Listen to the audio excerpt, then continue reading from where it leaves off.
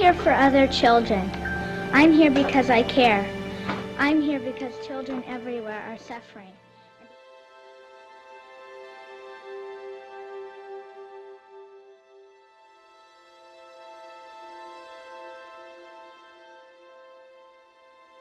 I feel like what I'm witnessing here is a very systematic destruction of people's ability to survive.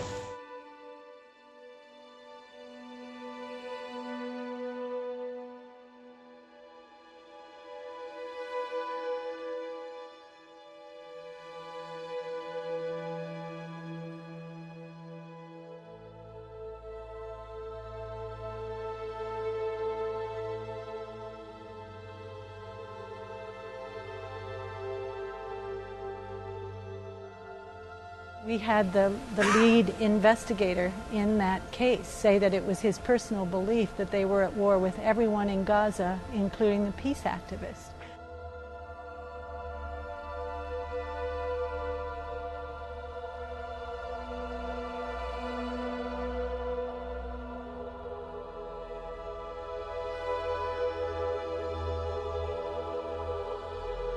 We have got to understand that these deaths are preventable.